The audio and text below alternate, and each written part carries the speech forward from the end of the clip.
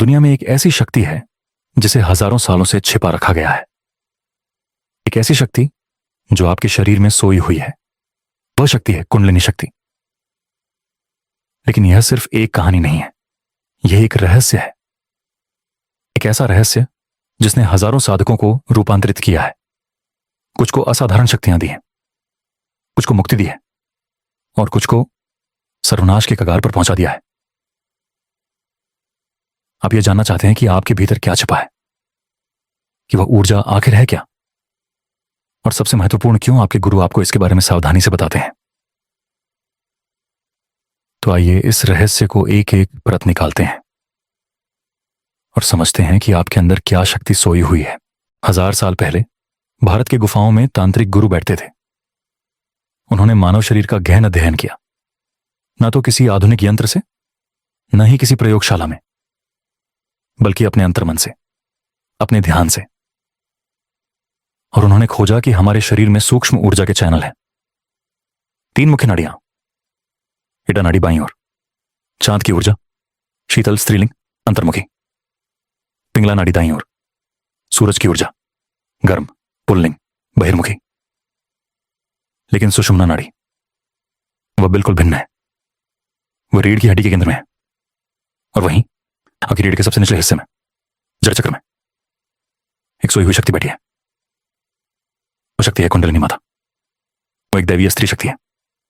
वो शक्ति है, देवी है, चिति है। लेकिन रहस्य यह है, वह सोई हुई नहीं रहती।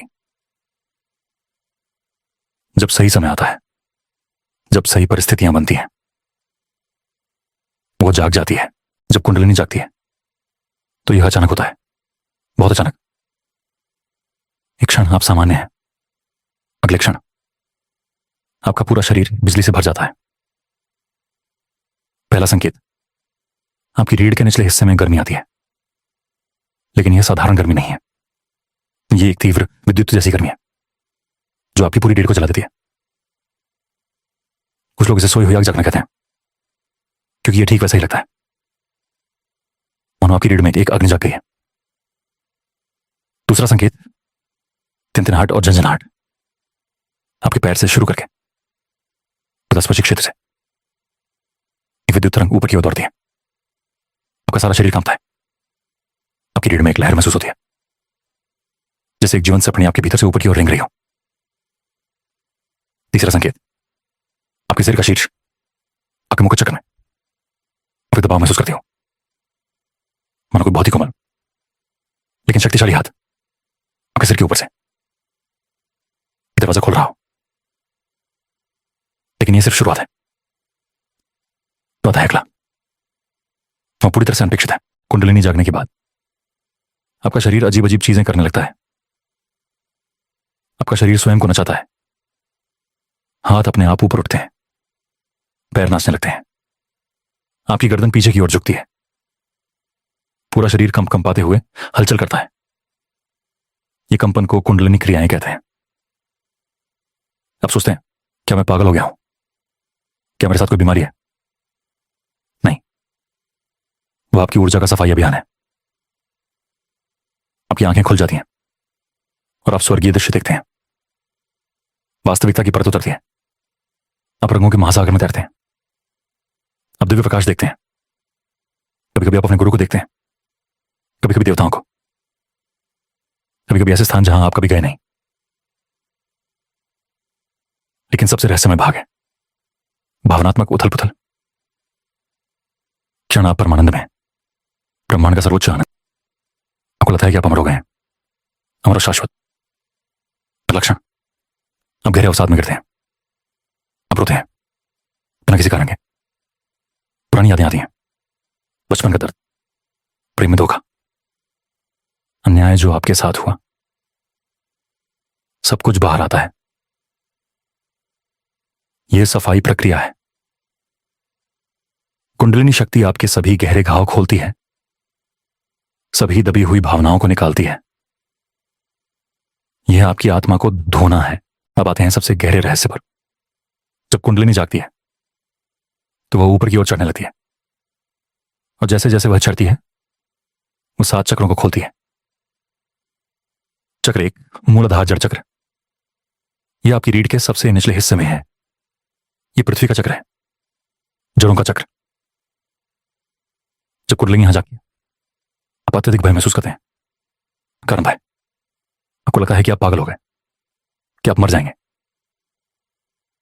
लेकिन जैसे जैसे ऊर्जा यहां साफ होती है, आप अत्यधिक भूमिगत और शांत हो जाते हैं। चक्र दो, स्वादिष्ठान जल चक्र। आपकी नाभि के नीचे है, सृजनशीलता और यौन ऊर्जा का चक्र। जब कुंडलिनी यहां से गुजरती है, आप अपनी कामुकता को नए तरीके से देखते हैं। ये चक्र साफ होने के बाद आपकी रचनात्मक शक्ति जाग जाती है। चक्र तीन, मणिपुर अग्नि चक्र। यह आपकी नाभि है, शक्ति और इच्छा का चक्र। यहां पर सबसे बड़ी परीक्षा होती है, क्योंकि यह चक्र साधक के अहंकार के साथ जुड़ा है। जब कुंडलिनी यहां आती है, आप अपने वास्तविक आत्मसम्मान से मिलते हैं। आप समझते हैं कि आप कौन हो असली में।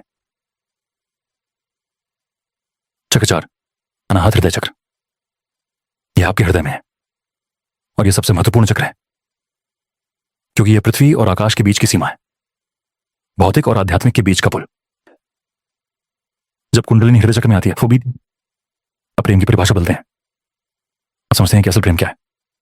सभी के लिए समान प्रेम, किसी भी अपेक्षा के बिना। चक्र पांच, विशुद्ध गले का चक्र। यह आपके गले में है, सत्य का चक्र। जब कुंडलिनी यहां आती है, आप अपना सत्य बोलते हैं।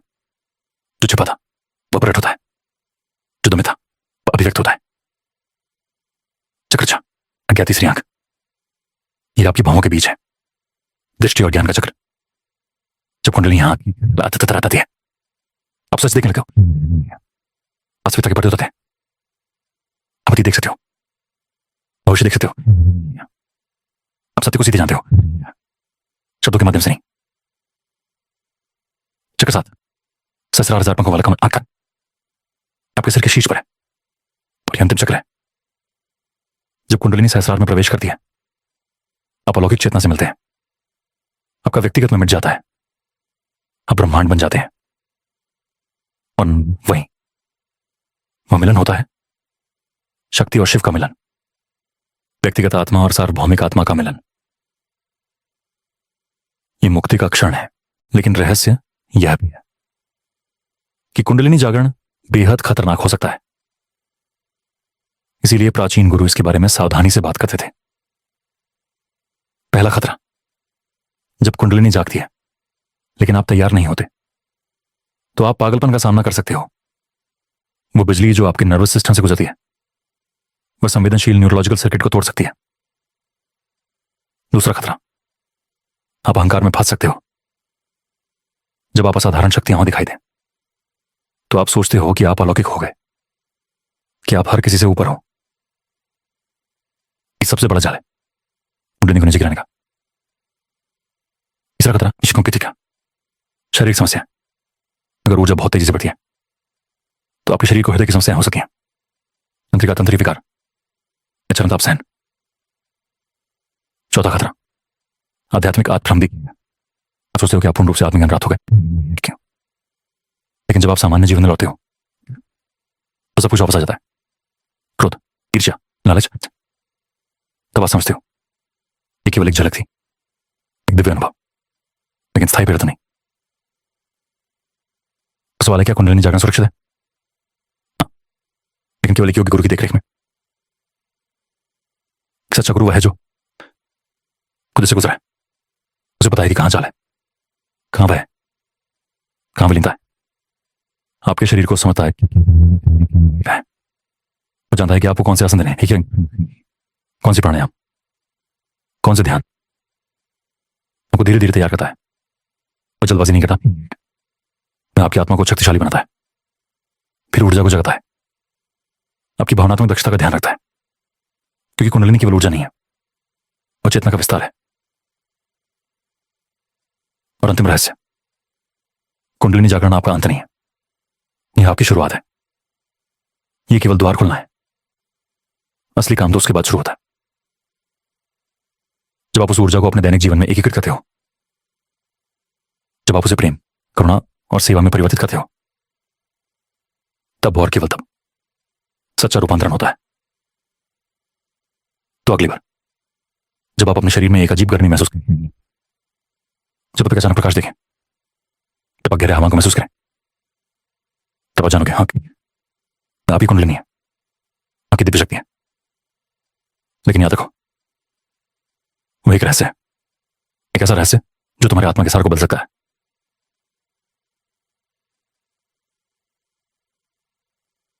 हम शक्ति है नमा, शक्ति को प्रणाम है।